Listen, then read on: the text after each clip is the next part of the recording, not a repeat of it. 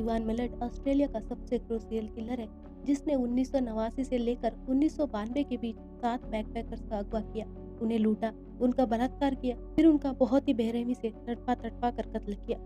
Ivan ने उनके लाशों को साउथ सिडनी के बेलांगलो स्टेट फॉरेस्ट में छुपाया। क्या उसके मुश्किल बचपन से इन बर्बर हत्याओं को प्रेरित किया, या फिर he was born to kill? Australia के सुंदर समुद्र किनारे हर साल लाखों सैलानियों को अपनी तरफ खींच लाती है। कुछ ट्रैवलर्स पॉपुलर टूरिस्ट प्लेसेस में ही घूमते हैं, तो कुछ अनछुए जगहों को ढूंढने निकल जाते हैं। 90 के दशक में ऑस्ट्रेलिया को दुनिया का सबसे सेफ देशों में से एक का खिताब था। उसी 90 की शुरुआत में इवान मिलेट उस किताब को हमेशा के लिए छीनने वाला था। 30 दिसंबर 1989 को ऑस्ट्रेलिया के रहने वाले जेम्स गिब्सन और डेब्रा एवरेस्ट सिडनी घूमने आए थे, जो सरे हिल से 300 मील दूर अल्बरी जाने के लिए हिचहाइकिंग करते हुए आखिरी बार जिंदा देखे गए थे। जनवरी 1991 को जर्मन बैकपैकर शिमोन मिडल सिडनी से हिचहाइकिंग करते हुए अपनी मां से मिलने मेलबोर्न के लिए निकलती है। 30 दिसंबर 1991 को दो जर्मन हिचहाइकर्स गैबर और एंजा हैप्पी किंग्स क्रॉस से डार्विन के लिए निकलते हैं। 18 अप्रैल 1992 को ब्रिटिश बैकपैकर्स जोआन वॉल्टर्स और कैरोलाइन क्लार्क किंग क्रॉस से निकलते हुए आखिरी बार जिंदा देखे गए थे। इनमें से कोई भी कभी भी जिंदा नहीं मिला। ये सारे लोग जवान थे, घूमने के लिए सिडनी आए थे और मजे कर रहे थे। और इन सभी में एक चीज कॉमन था, सभी ने ह्यूम हाईवे से हिचहाइकिंग कर रहे थे और सभी ने एक फ्रेंडली मददगार से लिफ्ट लिया था, और वो अच्छा मददगार था इवान मिलेट। भले ही उनके मॉडस ऑपरेंडी अलग-अलग हो, लेकिन ऑस्ट्रेलिया का सीरियल किलर्स में एक चीज कॉमन पाई जाती है, जो है बहुत ही गरीब परिवार से होना और उनका बचपन में शोषण होना। इवान मिलेट इनमें से अलग नहीं था। 27 दिसंबर 1944 को एक गरीब परिवार में इवान का जन्म होता है। 14 बच्चों में इवान पांचवा था और जिंदगी अच्छा नहीं था, घर में अच्छा माहौल नहीं था और इवान सब बच्चों पर अपना हुक्म जमाना शुरू कर देता है। और बचपन से ही इवान को कंट्रोल और पावर का चस्का लग गया था। हर चीज उसके कंट्रोल में होना उसे बहुत पसंद था। छोटे छोटे झगड़ों से इवान अपराध की दुनिया में अपना कदम रखने लगता है। 17 साल की उम्र में इवान चोरी के लिए जुवेनाइल डिटेंशन जाता है। फिर 19 साल की उम्र में यानी 1964 में डकैती के लिए 18 महीने का कारावास होता है। रिहा होने के महीने भर बाद ही कार की चोरी के लिए फिर से सजा होता है। सितंबर 1967 में जब वो 22 साल का था, तब उसे चोरी के लिए 3 साल का सजा होता है। इवान मिलेट अब छोटे मोटे अपराधों से आगे निकलकर अप्रैल 1971 को 18 साल की दो हिचहाइकर्स का अपहरण करता है और उनमें से एक का बलात्कार भी। जब ये केस का ट्रायल चल ही रहा होता है, तब मिलेट कई चोरियों को अंजाम देता है, फिर न्यूजीलैंड भाग जाता है। 1974 में उसे अरेस्ट कर लिया जाता है, लेकिन मिलेट का लॉयर मिलेट के खिलाफ रॉबरी और किडनैप का केस खारिज करवाता है। 1975 में इवान मिलेट ट्रक ड्राइवर के तौर पर रोड्स एंड ट्रैफिक अथॉरिटी में नौकरी करना शुरू कर देता है।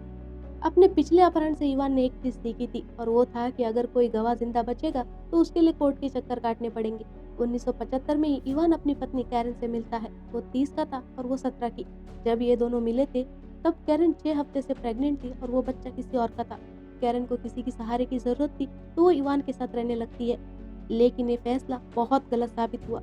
इवान कैरन के साथ मारपीट करने लगता है और उसका कंट्रोल करने की आदत बढ़ता जाता है। 1987 को कैरन इवान को छोड़कर चली जाती है और दोनों का तलाक हो जाता है। बीवी का उसे छोड़कर जाना इवान के अहम पर वार था। अब वो अपनी पत्नी पर कंट्रोल खो चुका था और ये उसके लिए बर्दाश्त नहीं हो रहा था। इन दोनों के तलाक के सिर्फ 6 महीने बाद पहले दो बैकपैकर्स गुम हो जाते हैं और अगले 2.5 साल तक यानी जनवरी 1990 से अप्रैल 1992 तक मिलेट एक बेरहम, खून का प्यासा सैडिस्टिक किलर बन चुका था, जो हाईवे में लिफ्ट मांगने वाले सैलानी बैकपैकर्स का शिकार करता था।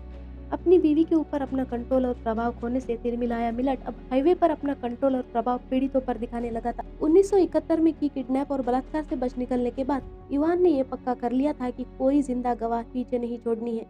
Ivan British backpacker Paul onions को ह्यूम हाईवे से लिफ्ट देने के बहाने अपने कार में बिठा लेता है और कुछ दूर जाने के बाद अपना गन निकालकर पॉल अनियंस को अपना असली इरादा प्रकट करता है। पॉल अनियंस को उस क्षण फैसला करना था, जिंदगी और मौत का फैसला। पॉल कार से उतरकर भागने लगता है। इवान गोली चलाता है, लेकिन नेवी का अनुभव काम आता है और पॉल जिगजैग में भागकर दूसरी कार में लिफ्ट ले लेता है। पॉल अपनी आपबीती पुलिस को बताता है और पुलिस वाले इसे एक छोटी मोटी चोरी की कोशिश के तौर पर दर्ज करते हैं। उन्हें पता नहीं था कि उनके सामने पॉल के रूप में ऑस्ट्रेलिया का सबसे निर्मम सीरियल किलर से बच निकला चश्मदीद गवाह खड़ा है। खैर, पॉल के बच निकलने के 1 साल बाद यानी अप्रैल 1992 को कैरोलिन क्लार्क और जोआन वॉल्टर्स इवान के आखिरी शिकार बनते हैं। कैरोलिन के माता पिता अपनी बेटी को ढूंढने लगते हैं। 19 सितंबर 1992 को पलैंगलो स्टेट फॉरेस्ट में रनिंग कर रहे दो रनर्स को एक लाश दिखता है। अगले दिन पुलिस को उस लाश के नजदीक ही दूसरी लाश भी मिलती है। वो लाश एक कैरोलाइन और जोआन की थी, लेकिन इन दोनों के अलावा कोई और लाश बरामद नहीं होता है। अक्टूबर 1993 को लकड़ी काटने आए एक आदमी को जंगल के काफी अंदर की तरफ कुछ इंसानी हड्डियां मिलती है और पुलिस को वहीं एक और शख्स की कंकाल भी बरामद होता है, जिन्हें गिब्सन और एवरेस्ट के तौर पर पहचान कर लिया गया। 1 नवंबर 1993 को एक और कंकाल बरामद होता है जो सिमोन का था, लेकिन सिमोन के कंकाल के पास बरामद कपड़ा उसका नहीं था। वो दूसरा विक्टिम का था जो 4 नवंबर 1993 को कुछ दूर बरामद हुआ। फॉरेंसिक एग्जामिनेशन से ये साबित हो रहा था कि कोई भी पीड़ित को तुरंत ही नहीं मारा गया था, उन्हें घंटों टॉर्चर किया गया था, फिर उनका बलात्कार, फिर उन्हें धीरे धीरे तड़पा तड़पा कर मार डाला गया था। अंदाजा लगाया गया कि शायद ये कई अलग अलग खूनियों का काम है, क्योंकि पीड़ित कुछ अकेले थे तो कुछ जोड़े में, और उन्हें अलग अलग तरीके से मारा गया था और उनके लाश भी अलग अलग जगह से बरामद हुए थे। क्रिमिनल प्रोफाइलिंग से ये तो पक्का था कि खूनी बलैंग्लो फॉरेस्ट से काफी अच्छी तरह से वाकिफ था और उसे बंदूक चलाना आता होगा और शौक भी होगा।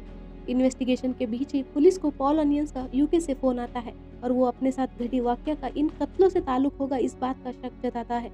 उसके द्वारा उसे लिफ्ट देने वाला और बंदूक से उसे लूटने के लिए कोशिश करने वाला आदमी का हुलिया बनवाया जाता है। वो इवान मिलेट से मेल खाता था, जिसका पुलिस के साथ काफी पुराना नाता था। पुलिस मिलेट पर निगरानी रखना शुरू करती है।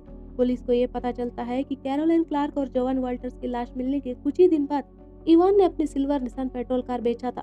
और तो और 5 मई 1994 को पॉल ऑस्ट्रेलिया से आ जाता है और इवान मिलेट को अपने हमलावर के तौर पर पहचान कर लेता है। अब पुलिस पॉल के ऊपर हमले के चार्जेस पर इवान मिलेट को गिरफ्तार कर सकते थे और उसके घर का सर्च वारंट भी निकाल पाए। 22 मई 1994 को इवान मिलेट को उसके घर से गिरफ्तार कर लिया जाता है। मिलेट के घर को सर्च करने पर 2 22 कैलिबर का गन मिलते हैं जो कत्ल में इस्तेमाल गन से मेल खाते थे। पीड़ित बैकपैकर्स के कई चीजें उसके घर से मिले, जिन्हें हत्याओं से जोड़कर कोर्ट में प्रोड्यूस किया गया।